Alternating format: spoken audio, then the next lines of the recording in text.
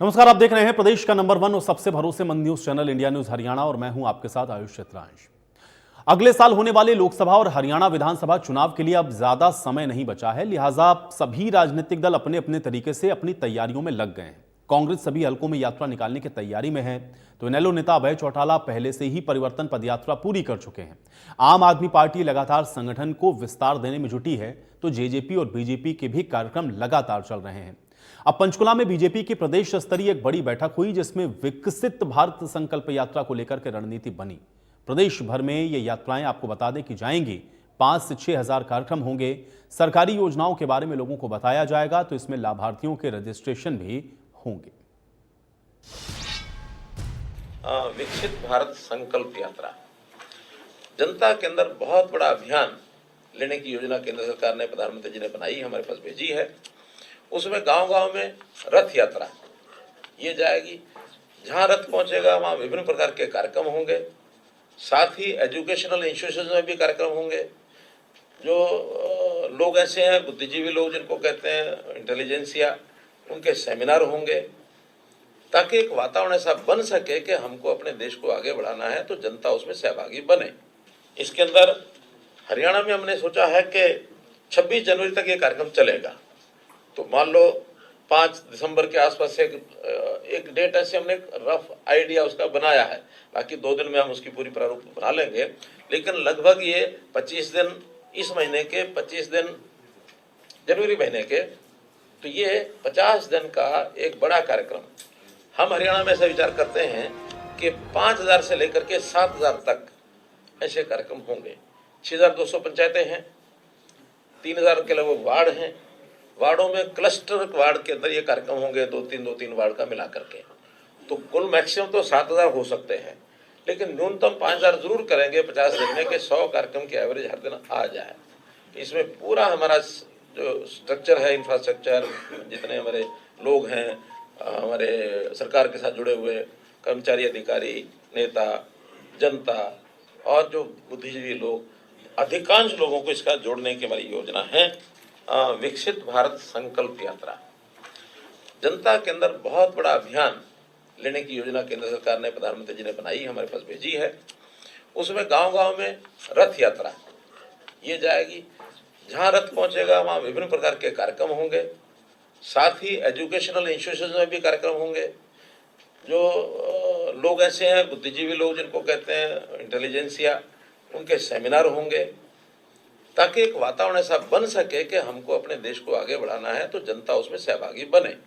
इसके अंदर हरियाणा में हमने सोचा है कि 26 जनवरी तक ये कार्यक्रम चलेगा।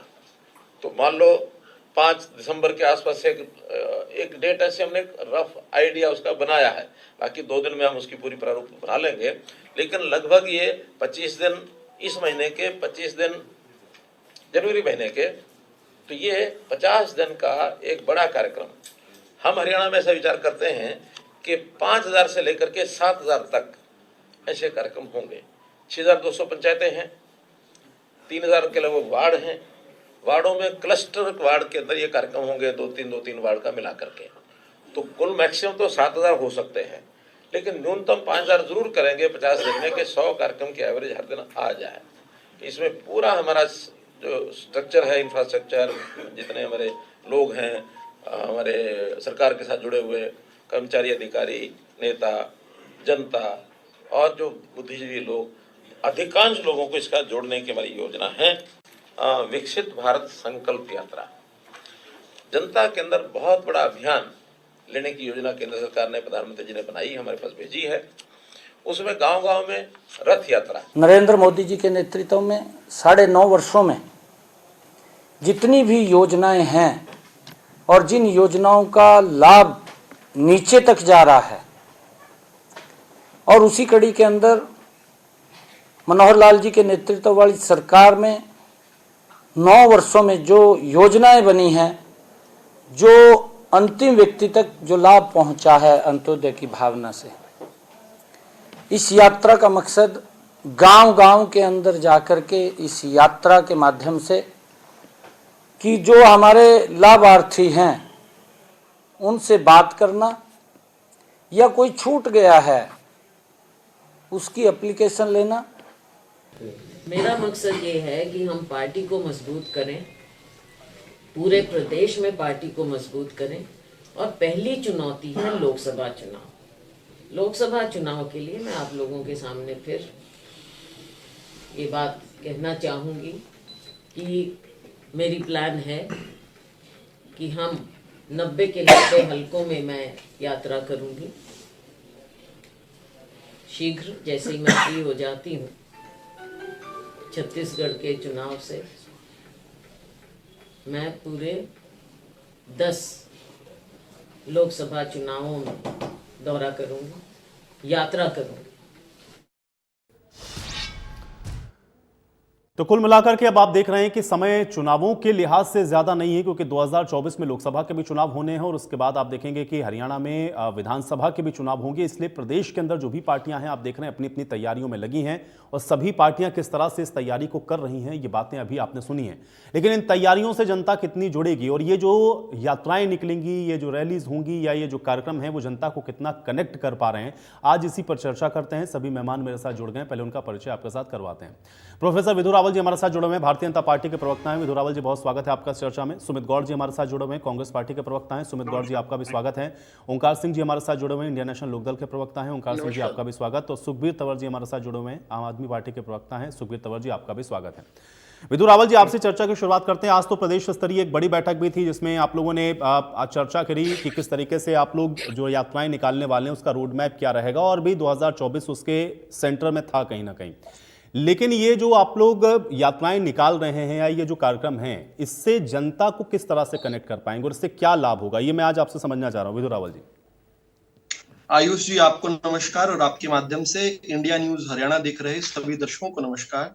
हमारे जो साथी पैनलिस्ट हैं उनको भी नमस्ते। विकसित भारत संकल्प यात्रा जो मोदी जी का ब्रेन चाइल्ड है, मोदी जी ने जिस प्रकार से 15 नवंबर को झारखंड के खूंटी से ये यात्रा शुरू की और पूरे देश के अंदर जिस प्रकार से भारतीय जनता पार्टी ने भारत को विकसित करने का जो संकल्प लिया था 2014 में, जिस संकल्प के क्रियान्वयन में हम निरंतर जिस समय से जुटे हुए हैं और जिस प्रकार से प्रदेशों में बहुत अच्छे काम हुए हैं और उस दिशा में डबल इंजन की सरकारों ने तो बहुत अद्वितीय काम किए ही हैं, उसी को लेकर जो है हर जगह पर ये कार्य पहुंचाने के लिए हरियाणा के अंदर भी ये यात्रा जो है अब शुरू कर रहे हैं।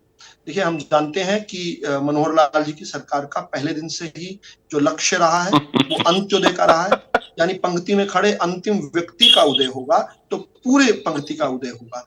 केवल एक व्यक्ति का उदय करके या पंक्ति के पहले व्यक्ति का वितरण का काम शुरू होगा तो अंतिम व्यक्ति तक नहीं पहुंच पाता था। पूर्ववर्ती सरकारें इसका प्रयास करके भी देख चुके, ईमानदारी से भी कुछ लोगों ने किया होगा, लेकिन अंतिम व्यक्ति तक अगर लाभ पहुंचाना है तो ये लाभ देने का जो क्रम है ये पीछे से शुरू करें। इस मंत्र को लेकर पंडित दीनदयाल उपाध्याय द्वारा दिया गया मंत्र मनोहर लाल जी ने जिस प्रकार से हरियाणा के अंदर जो है काम किया और अब तो ये अनुकरणीय है। अब हरियाणा की मनोहर लाल सरकार के काम जिसको अद्वितीय थे, जो ऐतिहासिक थे, जिससे हरियाणा को हम शीर्ष पर लेकर गए, हम उसको अब जो है अनुकरणीय बना चुके हैं। अन्य प्रांतों की सरकारें जो इस टीवी स्क्रीन पर बड़े भद्दे तरीके से मुस्कुरा रहे हैं, आम आदमी पार्टी की प्रवक्ता, इनकी सरकार को कान सुप्रीम कोर्ट ने कहा है, सुप्रीम कोर्ट ने किस प्रकार से कहा। अरे तंवर साहब, मतलब क्या सोच के आए? सुखबीर तंवर जी, क्या सोच के आए कि चर्चा को इसी तरह से डिरेल करना है, इसी तरह से डिरेल करने का सोच के ही बैठे हैं क्या? सुखबीर तंवर जी, आप लगातार इंटरप्ट कर रहे हैं, आपके बीच में भी इसी तरह से इंटरप्शन आएगा तब आपको भी यही समस्या होगी। इसलिए थोड़ा सा मुझे लगता है कि आप इतने पुराने प्रवक्ता हैं, कम से कम ये तो मर्यादा आपको पता है ना कि चर्चा में आपको किस तरीके से बैठना है। आप लगातार हंस रहे हैं, बात रखने दीजिए। आपकी बात पर भी ऐसे ही लोग हंस सकते हैं। सुनिए, पहले सुनिए। नहीं तंवर साहब, आप सोच के रहे हैं, क्योंकि जैसे मैंने डिबेट ओपन करी आप तब से हंस रहे हैं।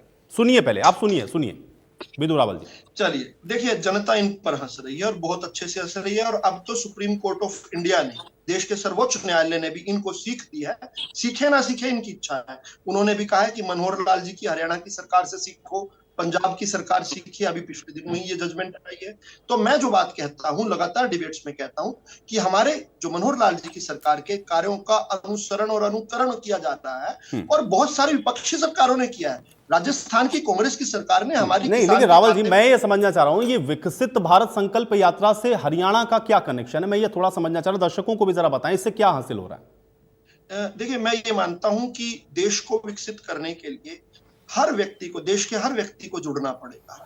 और भारत विकसित तब हो सकता है जब देश के 140 करोड़, जिस प्रकार देश के प्रधानमंत्री कहते हैं, जब 140 करोड़ का ये देश एक एक कदम चलेगा तो देश 140 करोड़ कदम चल पड़ा होगा। इसी प्रकार से हरियाणा का एक अद्वितीय योगदान है। जब हम सरकार में आए थे तब हरियाणा जो देश का वित्तीय बजट था उसमें हम 2.8% का योगदान देते थे। आज मनोहर लाल जी की सरकार में हम देश की जीडीपी में 4% का दे रहे हैं योगदान। ये हमने किया है। ये कब कर पाए? ये देश के बढ़ते कदमों में मनोहर लाल जी की सरकार किस प्रकार से कर रही है। इसमें मैं एक बात और जोड़ना चाहता हूं कि ये जब विकसित हो रहा है भारत, तो क्या सबसे गरीब, सबसे वंचित, सबसे जरूरतमंद तक भी लाभ पहुंचा है, नहीं पहुंचा है, इसका फीडबैक भी लेना बहुत आवश्यक है। बहुत बार हमारे सहयोगी, हमारे और विपक्ष भी कई बार जो है बहुत अच्छी अच्छी बातें बताते हैं डिबेट्स में आकर, लेकिन हम फीडबैक और आज भी बताएंगे। और जो कोई जरूरतमंद, सुमित जी अपने समय में बोलिएगा ना, अभी तो आपका समय देंगे एंकर साहब, इंतजार कीजिए। उतावलापन कैसा है ये? नहीं, गौर साहब बस मैं आपके पास आ रहा हूं, थोड़ा सा बस 10 सेकंड। कैसे चलता है इनका? चलिए, मैं ये बताना चाह रहा हूं कि सबसे व्यापक ये एक प्रयास है कि किस प्रकार से जो लोग इस विकास रथ में पीछे रह गए हैं अथक प्रयासों के बाद भी, उनको भी किस प्रकार से लाभ से जोड़ा जाए और लाभार्थियों से फीडबैक लिया जाए। ठीक है, फीडबैक के लिए आप कह रहे हैं। चलिए अब गौर साहब, शैलजा जी की बातों को हम लोग सुन रहे थे कि 90 के 90 हलकों में कम से कम यात्राओं के माध्यम से जाना चाहिए, क्योंकि जनता के बीच नहीं जाएंगे तो कनेक्शन नहीं बनेगा। क्या तैयारी है कांग्रेस की 24 को लेकर? देखिए, सबसे पहले तो मैं बताना चाहूंगा, आज पंचकुला के पीडब्ल्यूडी रेस्ट हाउस में बीजेपी के शीर्ष नेतृत्व ने एक मीटिंग का आयोजन किया और एक जन संवाद यात्रा की इन्होंने प्रारूप तैयार किया। मैं पहले ही बता देना चाहता हूं, जन संवाद यात्रा वो पहले दिन ही जो नाम है, वो पहले दिन ही इनकी यात्रा खत्म हो गई। कारण उसके पीछे क्या है? जन संवाद यात्रा, यानी कि जन संवाद का नाम भी नहीं पता है। जब इनके पास जल ही नहीं बचा, मैं आपके बीच में नहीं बोला, भी उतारा। नहीं ठीक है विजय रावल जी, एक सेकंड। नहीं जन संवाद यात्रा, एक सेकंड। नहीं गौर साहब, लेकिन जन संवाद यात्रा ये यात्रा का नाम नहीं है ना। जनता ही नहीं बची। नहीं, जन संवाद यात्रा तो नाम ही नहीं है। करेंगे कैसी ये यात्रा निकालेंगे? विकसित भारत संकल्प यात्रा ये नाम है गौर साहब। अभी 3 दिसंबर को चुनाव के नतीजे आने वाले हैं। उसके बाद नतीजे आने के बाद जब 11-12 बजे रुझान आ जाएंगे, इनके रथ के चारों पहियों की हवा, ऐसे टायर की हवा निकल जाएगी कि किसी लायक ये लोग नहीं बचेंगे। मैं बता देना चाहता हूं, आज ये जनता में, अब चुनाव में जब कुछ ही समय शेष रह गया है, ये बीजेपी के नेता अपना खोया हुआ जनाधार ढूंढने निकले हैं। लेकिन मैं इन्हें बता देना चाहता हूं, जो जनाधार इनको मिला था वो जनाधार समाप्त हो चुका है, पूर्ण विराम लग चुका है उस जनाधार की तरफ से बीजेपी के लिए। तो आपको ठीक है, लेकिन गौर साहब आप तो अलग अलग भाई 5 राज्यों के चुनाव में के आप क्या होगा उसका तो अभी से प्रेडिक्शन करना है। मुझे बताइए हरियाणा में क्या तैयारी कांग्रेस पार्टी की? गौर साहब हरियाणा में क्या तैयारी है कांग्रेस पार्टी के? संगठन में नियुक्तियां हुई हैं आपकी क्या? हरियाणा में क्या तैयारी है? 5 राज्यों में तो आपने कह दिया कि आप जीत जाएंगे, हरियाणा का बताइए। कांग्रेस पार्टी के तमाम नेता A to Z ऑलरेडी सड़कों पर हैं, ऑलरेडी धरने प्रदर्शन हो रहे हैं, ऑलरेडी रैलियां हो रही है। और आज बीजेपी के लिए हरियाणा में झंडा उठाने वाला नेता नहीं बचा, कार्यकर्ता नहीं बचा। तो ये केवल झूठ की पार्टी जनता ने समझ चुकी है अच्छी तरह से। नहीं ठीक है, वो गौर साहब वो तो जनता समझ लेगी, उनको जनता को आपको वोट करना है वो आपको वोट करेगी। मैं कह रहा हूं कांग्रेस की तैयारी बताइए ना, संगठन तो बना नहीं है आपका अभी तक। मैं उस पे भी आता हूं। बिना संगठन के ही पिछली बार 2019 के जो चुनाव हुए हैं, जिसमें बीजेपी का नारा था 75 पार, लेकिन आ गई बैसाखियों पर, बीजेपी की बैसाखियों पर, और कांग्रेस 31-32 सीट लेके आई। तो संगठन हमारा ऑलरेडी प्रदेश का बना हुआ है, जिले अध्यक्ष का संगठन भी रहता है, वो भी कभी कोई से चुनाव आ जाते हैं, कभी किसी राज्य के चुनाव, कभी नेताओं की कई ड्यूटियां लग जाती हैं। जल्द ही आपको संगठन भी दिखाई देगा। और अभी कांग्रेस पार्टी के पास नहीं, लेकिन गौर साहब ईमानदारी से बताइए भाई, इतना समय हो गया आपका संगठन बना नहीं, इतने प्रदेश अध्यक्ष आपके बीच में चले गए, आप मुझे कह रहे हैं कि आपको समय नहीं मिल पा रहा। पार्टी का संगठन की नियुक्तियों के लिए अगर समय नहीं मिलेगा तो कैसे सत्ता में आएंगे आप?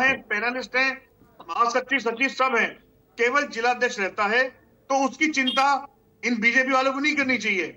ये हमारा अपना आंतरिक फैसला है, कोई चिंता पार्टी नहीं है, फैसला देगी हमें उसके बारे कतई में। कोई चिंता नहीं है आपको। इसके बारे में आप कहाँ बीजेपी पर कहाँ पहुंच गए? आज हमें कतई कोई चिंता नहीं नहीं, बीजेपी की चिंता नहीं है, ये तो सवाल मैं पूछ रहा हूं एक पत्रकार होने के नाते। गौर साहब, मैं ये समझना चाह रहा हूं कि भाई संगठन की नियुक्ति करेंगे नहीं तो कैसे आएंगे आप सत्ता में? देखिए, सत्ता में तो कांग्रेस को आने से कोई भी नहीं रोक सकता। आज हरियाणा का जन जन कांग्रेस के लिए चीखे मार रहा है, कांग्रेस को पुकार रहा है। और रही संगठन की बात, संगठन बहुत जल्दी, अभी रिसेंटली हमारे प्रभारी चेंज हुए हैं, हमारे प्रदेश अध्यक्ष भी लास्ट ईयर चेंज हुए हैं। तो रिसेंटली आपको संगठन में जो जिला अध्यक्ष संगठन खाली रहता है वो भी आपको बना दिखाई दे जाएगा अगले महीने 2 महीने में, क्योंकि दिसंबर तो पूरा खुशियां मनाने में निकलेगा हमारा। जो 5 राज्यों के चुनाव के नतीजे आ रहे हैं 3 दिसंबर को। चलिए गौर साहब, उसमें अब उसके लिए हम लोग सब लोग 3 तारीख का इंतजार कर लेते हैं। हम लोग 3 तारीख को एक बार फिर बैठेंगे चर्चा में, और उस दिन उस पर भी हम लोग चर्चा करेंगे। लेकिन आज थोड़ा हरियाणा पर हम लोग रहते हैं। ओंकार जी, परिवर्तन पद यात्रा निकाली आप लोगों ने, अब आगे का प्लान क्या है? क्योंकि सभी पार्टियां अब तो लग गई, 24 में समय ज्यादा बचा नहीं है, तो कैसे इंडियन नेशनल लोकदल इस बार, क्योंकि आप लोग तो कह रहे हैं कि इस बार अब इंडियन नेशनल लोकदल ही उम्मीद है हरियाणा की जनता के लिए, क्या तैयारी है? आयुष जी, बिल्कुल मैं इस बात पे कंफर्म हूं कि इस बार विकल्प इंडियन नेशनल लोकदल है। उसके 3 कारण है। देखिए, लोकतंत्र में जनता की सरकार बनती है, और सरकार बनने के लिए मेरे हिसाब से 3 मुख्य चीजें होनी जरूरी हैं। पहली बात, संगठन। जो इंडियन नेशनल लोकदल का संगठन है, वो संगठन आज बहुत अच्छी स्थिति में है, बहुत पावरफुल संगठन है हमारे पास। दूसरा, जनता की विश्वसनीयता। ये जो मौजूदा सरकार है, बीजेपी जेजेपी, और पहले बीजेपी थी, 9 साल का शासन हो गया। अब इनको भारत विकसित भारत संकल्प यात्रा की याद आई। 9 साल में इन्होंने विकसित भारत की कोशिश नहीं करी, अब ये यात्रा कर रहे हैं। ठीक है, लोकतंत्र में हर एक किसी का अधिकार है जो मर्जी करे, लेकिन मैंने ऐसा पहली बार देखा है कि सरकार में रहते हुए सरकारी कामों के बदले लोग वोट मांगते हैं कि हमने ये काम किए, हमारी ये उपलब्धियां हैं। ये अपनी उपलब्धियां लेके जाए जनता के बीच में तो जनता देगी वोट, अगर उपलब्धियां नहीं है तो जनता नहीं वोट देगी। तीसरी बात है कि जनता की समस्याओं के प्रति संजीदगी। जो पार्टी जनता की समस्याओं के प्रति ध्यान से काम करती है, उसी पार्टी को जनता मौका देती है। 24 फरवरी से जब चौधरी अभय सिंह चौटाला जी ने परिवर्तन पद यात्रा शुरू की थी, उस समय का पोजीशन और आज की पोजीशन में बहुत अंतर है। जनता ने जिस तरह से परिवर्तन पद यात्रा में अपना साथ दिया और इनेलो को अपनाया, उससे एक बात स्पष्ट है कि आने वाला समय इनेलो का है, कांग्रेस का संगठन नहीं है। सारी दुनिया को पता है बीजेपी और जेजेपी सरकार फेल हो चुकी है। और सबसे बड़ी बात, बीजेपी जेजेपी को तो आपने कह दिया, चूंकि वो तो सत्ता में, आपने कहा कि उनसे जनता की नाराजगी। अभी गौर साहब दावा कर रहे थे कि हम लोग 3 तारीख को खुशियां मनाएंगे, दिसंबर तो हमारा पूरा खुशियों में जाएगा। आम आदमी पार्टी भी यही बात कर रही है। इंडियन नेशनल लोकदल ही ऑप्शन क्यों है हरियाणा के अंदर? गौर साहब कह रहे हैं कि भाई कांग्रेस भरोसा कर रही है, कम से कम हरियाणा के अंदर तो कह रहे हैं कि कांग्रेस के ही ऊपर भरोसा है। ओंकार जी, इंडियन नेशनल लोकदल क्यों ऑप्शन है जनता के लिए? मैं बताता हूँ। जब चौधरी अभय सिंह चौटाला जी ने जनता की समस्याओं को देखा, तो उन्होंने देखा कि परिवार पहचान पत्र और प्रॉपर्टी आदि जनता की मुख्य समस्याएं हैं। बिजली का बिल आज मुख्य समस्या है। उन्होंने घोषणा की कि मैं सरकार बनाते ही प्रॉपर्टी आईडी और परिवार पहचान पत्र को रद्द करेंगे और बिजली का बिल 500 रुपए तक सीमित करेंगे, इससे ऊपर नहीं जाएगा। फिर उन्होंने घोषणा करी कि आज इन्होंने परिवार पहचान पत्र को लेके 5 लाख लोगों की पेंशन काट दी, 10 लाख लोगों के पीले कार्ड काट दिए। उन्होंने बोला हम परिवार पेंशन काटेंगे नहीं, 7500 रुपए महीना करेंगे और जिनकी काटी है उनकी सूद समेत वापिस करेंगे। और तीसरी घोषणा उन्होंने बोला प्रत्येक घर में एक रोजगार देंगे। आज हरियाणा नशे का गढ़ बन गया, उड़ता हरियाणा हो रहा है। उसका मुख्य कारण घोषणाएं और वादे तो आप लोग हर बार करते हैं। क्या पिछले चुनाव में आप लोगों ने ये वादे नहीं किए थे? पिछले चुनाव में भी आपने उस समय की मौजूदा परिस्थिति को देखते हुए आपने वादे किए थे, लेकिन जनता तो नहीं जुड़ी आपके साथ। एक सीट आई आपकी। ये चौथी बार हुआ है हरियाणा में जब मेरे खिलाफ लोग मरे। कहाँ है बीजेपी का? बात पूरी करने दीजिए। कांग्रेस के प्रवक्ता साथी कृपया अपनी बारी का इंतजार करें, ऐसे ना बोलिए बीच में। देखिए, 7500 महीना पेंशन, एक गैस सिलेंडर फ्री और 1100 रुपए प्रत्येक गृहिणी को लून मिर्च के खर्चे के लिए, ये सारी घोषणाएं। और जो ओपीएस कांग्रेस ने बंद करी थी, बीजेपी के टाइम में ओपीएस योजना आई थी, न्यू पेंशन स्कीम लागू हुई, उस समय में चौटाला सरकार थी, इंडियन नेशनल लोकदल की चौधरी ओम प्रकाश चौटाला जी के नेतृत्व में, लेकिन हमने ओपीएस बंद नहीं की। कांग्रेस ने आते ही, हुड्डा जी ने आते ही का ओपीएस बंद कर दी। ये सारी चीजों का ठीक है, मिश्रण जब चलिए आपने जनता के मुद्दे बता सामने दिए जाता और है, आपने कहा कि तो ये एक बात वजह मैं है बात कि क्लियर इंडियन करूंगा। नेशनल लोकदल के साथ जनता जुड़ेगी और आपकी ये तैयारी। ठीक है, सुखबीर तंवर जी, आम आदमी पार्टी की क्या तैयारी? देखिए, जिस प्रकार से आम आदमी पार्टी संगठन के लिहाज से जब 1 साल पहले हमने संगठन भंग किया, उसके बाद हमने अपने संगठन को नए स्तर पे बनाया और प्रदेश स्तर पे, लोकसभा के स्तर पे, जिला के स्तर पे और उसके बाद ब्लॉक के स्तर पे, सर्कल के स्तर पे और गांव के स्तर पे। अब आज के दिन ये सारे के सारे राजनीतिक जो पार्टियां हैं वो हरियाणा प्रदेश में जिस प्रकार की हमारी तैयारी चल रही है उनसे डरे हुए हैं। जिस प्रकार से आज जींद में हमारा जो ब्लॉक के प्रभारी का कार्यक्रम था, उसमें टॉप टू बॉटम सबको, जिस तरह से पार्टी का नाम है आम आदमी, तो हर बड़े से छोटे को एक विषय दिया है कि भाई आपने अपने ब्लॉक को मजबूत करना है और निश्चित तौर पे हम इसमें सफल होंगे क्योंकि हमारी स्ट्रेटेजी बड़ी अलग है। और इसी स्ट्रेटेजी के हिसाब से 41 लाख से ज्यादा वोट माननीय प्रधानमंत्री जी के राज्य से जिस प्रकार से वहां पे हमें सहयोग मिला है और निश्चित तौर पे हम आसान्वित हैं और हम उस दिशा में काम कर रहे हैं। अब विषय ये है कि हरियाणा प्रदेश में चल क्या रहा है। निश्चित तौर पे सबसे पहले हम शिक्षा की बात करेंगे। शिक्षा में जिस प्रकार से वैश्विक मॉडल है दिल्ली में भी और पंजाब में भी, और आज हरियाणा में क्या है, एक सरकारी स्कूल का हेडमास्टर जिस प्रकार से सैकड़ों बच्चों के साथ यौनाचार करता है, उसका जिम्मेदार कौन है? दूसरी बात स्वास्थ्य का, मैं अगर बात करूं जो सबसे ज्यादा राजस्व देता है गुड़गांव, उसमें स्वास्थ्य के नाम पे जो विगत के 9 साल से ज्यादा समय में भारतीय जनता पार्टी की सरकार है, एक ईंट नहीं लग पाई। ये धरातल की सच्चाई है।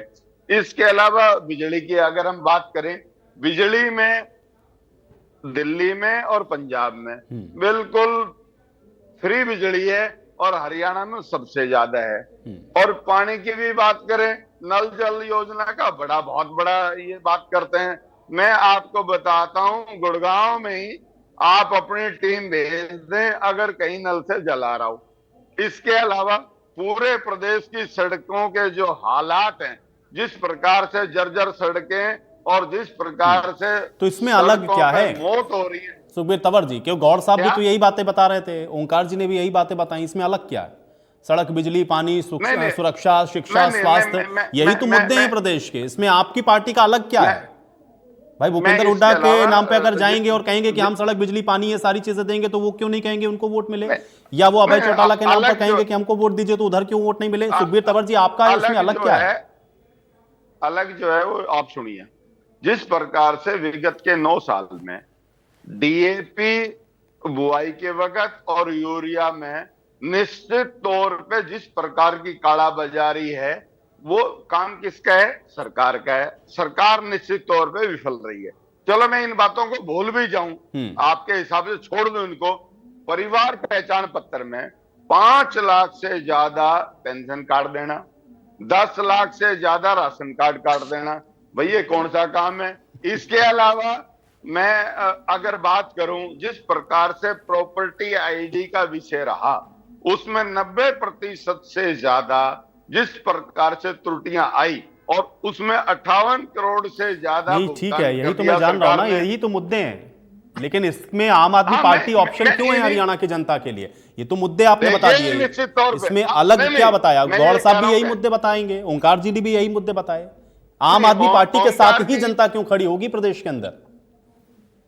हाँ बिल्कुल, आम आदमी पार्टी शिक्षा, स्वास्थ्य की राजनीति करती है और हर हरियाणा ही नहीं पूरे देश को शिक्षा के स्तर पे और स्वास्थ्य के स्तर पे मजबूत करना चाहती है और हमने डिलीवर किया है। इसलिए मुझे पूर्ण विश्वास है, जिस प्रकार का मैंने उदाहरण आपको बताया गुड़गांव में स्वास्थ्य का जो ढांचा है, जो सबसे ज्यादा आप कह रहे हैं आपके पास एक मॉडल है पंजाब का और दिल्ली का, उस पंजाब और दिल्ली के मॉडल पर आप हरियाणा में कहेंगे कि हमको वोट दीजिए क्योंकि हमने करके देखा है। विधु रावल जी जवाब दीजिए। निश्चित तौर पे ठीक है विधु रावल। मैं अपनी बारी का सब बड़ी बेसब्री से इंतजार कर रहा था। मैं किसी के बीच में नहीं बोला। मैं उम्मीद करूंगा यही कर्टसी मेरे साथ भी एक्सटेंड की जाए। कृपया करके कोई भी मेरे बीच में मत बोले, अपने समय का इंतजार। देखिए, अभी पीछे से ही शुरू करें। आम आदमी पार्टी के प्रवक्ता ने बताया कि पार्टी का नाम है आम आदमी। ईडी ढूंढ रही है अरविंद की आमदनी और ये कह रहे हैं आम आदमी। चलिए, खैर, इन्होंने साथ साथ ये भी बताया कि शिक्षा का वैश्विक मॉडल है। मैं भी ढूंढ रहा हूं ऐसा शिक्षा का मॉडल। शिक्षा का मंत्री शराब बांटते हुए जेल के अंदर बंद है और उसको 1 साल से किसी भी कोर्ट ने जमानत देने को तैयार नहीं है। अभी भी 4 दिसंबर के लिए आज ही कोर्ट का निर्णय आया है कि 4 दिसंबर तक, अगली सुनवाई तक फिर बंद रहना पड़ेगा। 4 दिसंबर को भी शायद ऐसे निर्णय आएगा। जिसका स्वास्थ्य मंत्री जो है मेडिकल बेल पे बाहर है। मेडिकल बेल क्या होती है? क्योंकि वो जेल में रहने चाहिए लेकिन शायद उनकी मेडिकल कंडीशन ऐसी नहीं है कि जेल में रह सके। और जब वो जेल के अंदर थे तब वो एक जुवेनाइल के, एक अल्प आयु के जो बच्चे हैं उनका रेपिस्ट जो है उससे मसाज करवा रहे थे। ऐसा जेल के अंदर जो सीसीटीवी कैमरों से आया। ये तो शिक्षा और स्वास्थ्य का मॉडल है। इसी पर ही अगर केवल बात करना चले, मुझे लगता है डिबेट लंबी हो जाएगी। लेकिन ये बता दूं कि सीबीआई के जो रिजल्ट आए पिछली बार, उनमें पहले से लेकर 10वें स्थान तक कहीं पर भी दिल्ली या पंजाब का नाम नहीं था। ये शिक्षा मॉडल है। और क्यों नहीं था? क्योंकि घर घर में टेट्रा पैक शराब के बंटवा दिए, ठेके खुलवा दिए 700 से अधिक दिल्ली के अंदर। ये इनका मॉडल है। मॉडल असल में ये है कि हरियाणा के अंदर इतिहास में केवल एक ऐसी पार्टी हुई है, आज तक जितनी पार्टियों ने राजनीति की, केवल एक ऐसी पार्टी हुई है जिसने बेशर्मी से कहा है कि हरियाणा वासियों को एसवाईएल के एक टुपके का भी अधिकार नहीं है, और उसका नाम है अरविंद आदमी पार्टी की बात हो रही थी। अच्छा, मैं बड़ा हैरान होता हूं जब ये साथी 5 लाख पेंशन काटने की बात करते हैं। मतलब मैं विचार करता हूं कि कब ऐसा देश के अंदर कानून बनेगा कि झूठ बोलने की सजा देनी शुरू हो जाएगी, किसी प्रकार की भी सजा हो। सबसे पहले आप बीजेपी के प्रवक्ता हुई, अगर देश में झूठ बोलने में सजा हो तो तुम सारी बीजेपी के तमाम नेता हमारे अच्छा है ना फिर तो गौर साहब और ओंकार जी, मुझे लगता है तो अच्छा है ना, सारे मिलकर एक कानून बना ही लेते हैं फिर। लेकिन ठीक है, इससे आगे बढ़ते हैं, जो झूठ बोले उसको सजा हो। ठीक है विधु रावल सर, मेरी बात जी, ये 5 लाख का फिगर कहां से लाते हैं कभी मुझे नहीं पता। 2,77,678 लोगों की टोटल पेंशन, टोटल उसमें से 2,44,536 लोग आज इस दुनिया में नहीं है। ये 5 लाख का कहां से फिगर लेकर आते हैं और कितना झूठ बोलेंगे?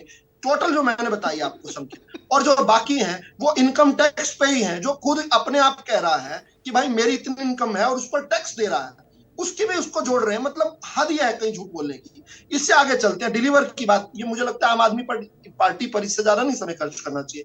इनालो वाले हमारे भाई ने बहुत बड़े बड़े कसीदे पढ़े। देखिए, people are judged for what they do in power and not what they aren't in opposition. आज ये चांद तारे तोड़ने की बात कह दे और एक और अंग्रेजी का प्रोवर्ब है, एक और अंग्रेजी का वो है, nothing is impossible for the person who does not have to do it himself. जिसने कुछ करना ही नहीं है वो तो चांद और तारे। एक सीट है इनकी, और ये कब, जब इतनी बार 4-4, 5-5 बार 4-4-5-5 बार मुख्यमंत्री बने। अरे सर, एक बार भाजपा को फिर मिल जाए, ऐसे मजा नहीं आता। बीच में ओंकार जी, मैं भी बीच में बोलूंगा आपके, कैसे मजा आ रहा है? अच्छा, खत्म कर रहा हूँ। ठीक है ओंकार जी, वो उनको भी पता है, उनको भी पता है। विधु रावल जी, तो ऐसा योजी इनको बताइए। ये बात नहीं ठीक है, वो तो मुझे लगता है कि आप दोनों नहीं भी बताएंगे, प्रदेश की जनता को पता है। ठीक है, उससे आगे बढ़ते हैं विधु रावल। मैं यही बात, इन्हीं की बात बड़ी कर देता हूं। ये कहते हैं 2 सीट है। कब तक 2 सीट थी? जब तक हरियाणा की जनता को भाजपा का सेवा करने का अवसर नहीं मिला। वापिस दो भाजपा, एक मिनट बीच में मत बोलिए, बस ये बदतमीजी है। अब सरकार से बदतमीजी, ठीक है, एक सेकंड। अब ये बदतमीजी है, मेरी बात पूरी करने दीजिए।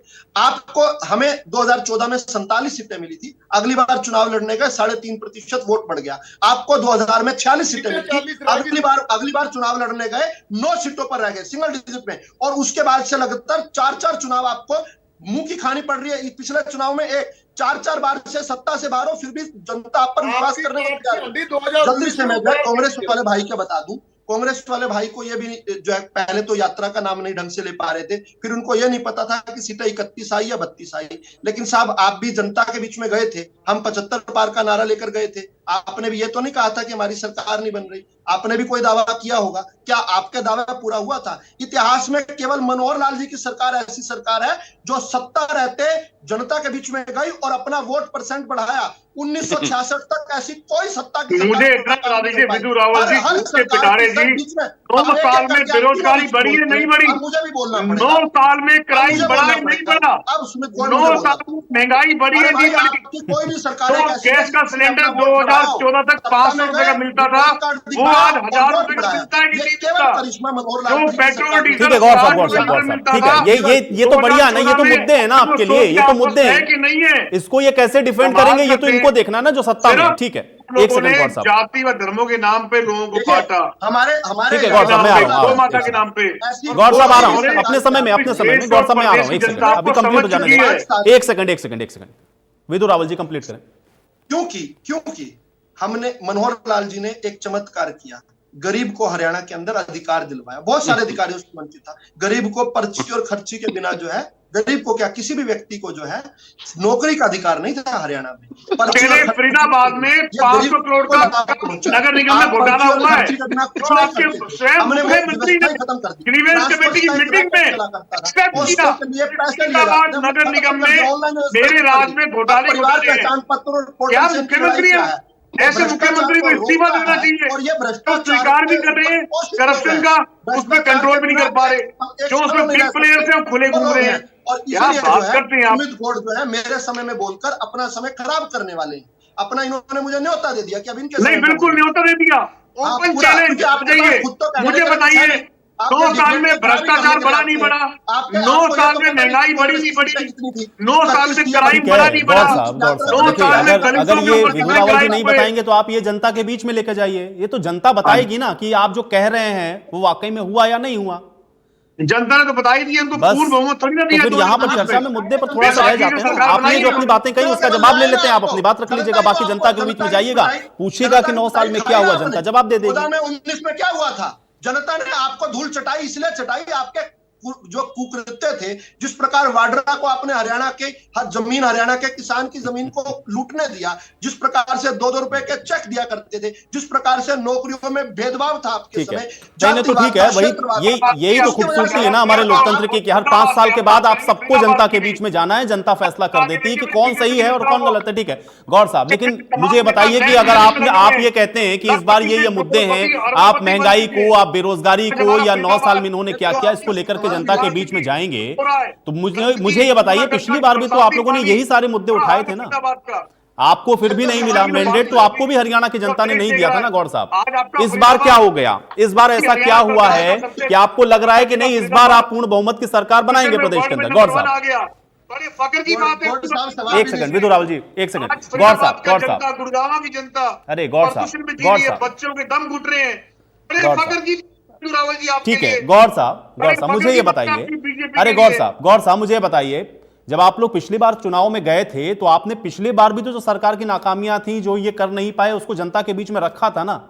आपको भी पूरा मैंडेट नहीं दिया हरियाणा की जनता ने, नहीं तो आप सरकार बनाते। उसी का रिजल्ट है, हरियाणा की जनता ने हमारी सीट एकदम डबल से भी ज्यादा सीट हमारी बढ़ा के कांग्रेस पार्टी की, नहीं तो आपको सत्ता तक तो फिर भी नहीं पहुंचाया ना जनता ने। मतलब आप जो कह रहे थे उसमें कुछ तो ऐसा था जो जनता को लगा कि नहीं ऐसा नहीं है, लेकिन कुछ परसेंट जनता इनके 75% पार नारे में बह गई थी, उन्हें गलतफहमी के शिकार हो गए थे। उसके बावजूद भी जनता कैसे गलतफहमी का शिकार हो जाएगी भाई? अगर मुझे नहीं मिलेगा योजनाओं का लाभ तो मैं किसी को वोट क्यों दूंगा जाकर के? देखिए मुझे इतना पता है, कांग्रेस पार्टी को हरियाणा की बात कर लीजिए, देश की बात कर लीजिए, बीजेपी के पास में कोई चीज नहीं बचा, कोई जुमला नहीं बचा, कोई स्लोगन नहीं बचा जिससे दोबारा राज पे आ जाए। सारे राज्य बारी सभी राज्य आपसे जुड़ते जा रहे हैं। और यही हाल अब इनका 2024 के केंद्रीय चुनाव में होगा। ये बीजेपी और सरकार है, इसके लिए हम लोग 24 का भी इंतजार कर लेंगे, क्योंकि हर साल चुनाव से पहले तो ये बातें सारी पार्टियां कहती ना, यहां तो सारी पार्टियां ये बात कह रही हैं कि वही सत्ता में आने वाले हैं, तो जनता तय करेगी। ओंकार जी आप लोग लगातार 4 चुनावों से हार रहे हैं और उसके बाद कह रहे हैं कि नहीं इस बार जनता आपके पास जाने वाली है, ऐसा क्या हुआ है?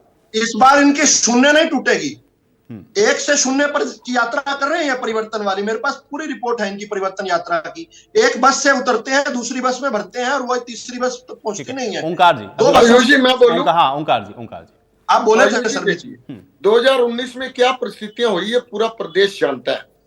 और 14 में क्या बनी आपके साथ, और 9 में क्या बनी आपके साथ, और 5 में क्या बनी आपके साथ, वो भी चलिए तो ठीक प्रदेश है, जानता है। अभी ओंकार जी का समय। हाँ ओंकार जी आयुष जी इनको बोलने नहीं दूंगा फिर मैं, अगर ऐसी बदतमीजी मेरे साथ करें। नहीं ओंकार जी आप अपनी बात रखें। हाँ देखिए आयुष जी सुनिए, मैं कह रहा हूं 2019 में जो परिस्थितियां बनी, परिवार और पार्टी में टूट हुई, और ऐसे व्यक्ति की वजह से आया सीएम, और जो व्यक्ति ये कहता था कि इनको यमुना पार छोड़ के आऊंगा, जो ये कहता था ब्याह मोदी खट्टर का और फोटो मोदी, वो इनकी गोदी में बैठ गए, तो इनकी सरकार बन गई। हम मानते हैं क्या राज किया था। आयुष जी इनको बोलिए, फिर मैं बोलूंगा। ठीक है विदुर रावल जी, अब ठीक है ओंकार जी की बात आने दें। हाँ ओंकार जी। आयुष जी देखिए, जब पार्टी में टूट होगी, हम मानते हैं एक हिस्सा उधर चला गया और बड़ा हिस्सा चला गया, हमारे पास एक सीट रही। उसी इससे पहले क्या हुआ, इससे पहले क्यों नहीं बनी, 5 में क्यों नहीं बनी, 5 में 9 सीटें क्यों रह गई आपकी, सुपड़ा क्यों साफ कर दिया जनता ने। 90 में से 9 सीटें और अब 1 सीट, और अब 1 भी नहीं रहेगी। क्या हुआ था बताओ ना। आयुष जी देखिए, इनको चुप कराइए, ठीक ये है अच्छी बात नहीं है। देखिए आयुष जी, जब हम मान रहे हैं कि वो टूट हुई हमारी पार्टी में, हमें 1 सीट मिली, उसी 1 सीट का कारण था कि कुछ हमारे जो वोटर थे, हमारे कार्यकर्ता थे, कुछ जेजेपी में चले गए, कुछ कांग्रेस में भी चले गए और कुछ बीजेपी में भी चले गए। बीजेपी तो ऐसी पार्टी है जिसके पास सारे के सारे नेता इसके अपने नहीं है। अरे आपकी पार्टी और अधिकतर इनेलो क्या रखे हैं, वो परिस्थिति एक अलग परिस्थिति थी।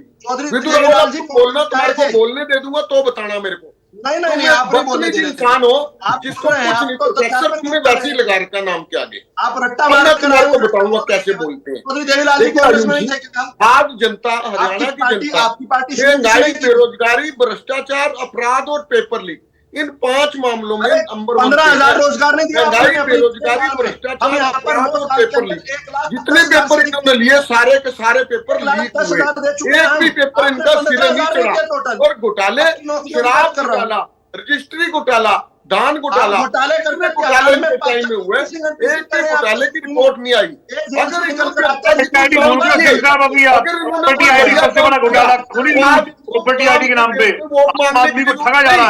जिस व्यक्ति ने 9 साल प्रदेश में राज किया, जनता का अच्छा काम किया, उसको वोट मांगने की जरूरत नहीं है।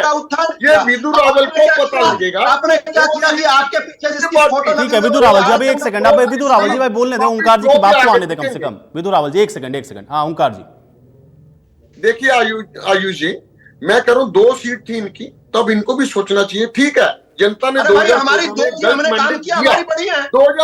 काट के अभी नीचे उतार दी थी, 40 सीट रह गई थी इनके पास। आपकी सीटें आपने काम कहां से किए, सीटें बढ़ जाएंगी। आपने काम किए, 2 सीटें बढ़ेंगी आपकी। चुनाव में जुमलेबाजी करी। चलिए, अब आप लोग के आरोप प्रत्यारोप के बीच में चर्चा मैं यही समाप्त करूंगा। शुक्रिया आप लोग का समय निकालने के लिए, इस चर्चा का हिस्सा बनने के लिए। हालांकि अब देखना यह है कि इस बार के ये जो विधानसभा के चुनाव हैं या लोकसभा के जो चुनाव है, उसमें जो जनता है वो किस पर भरोसा करती है, क्योंकि पार्टियां तो अपने अपने दावे कर रही हैं, लेकिन फैसला आखिर में जनता को ही करना है। आज बड़ी बहस में मेरे साथ फिलहाल इतना ही।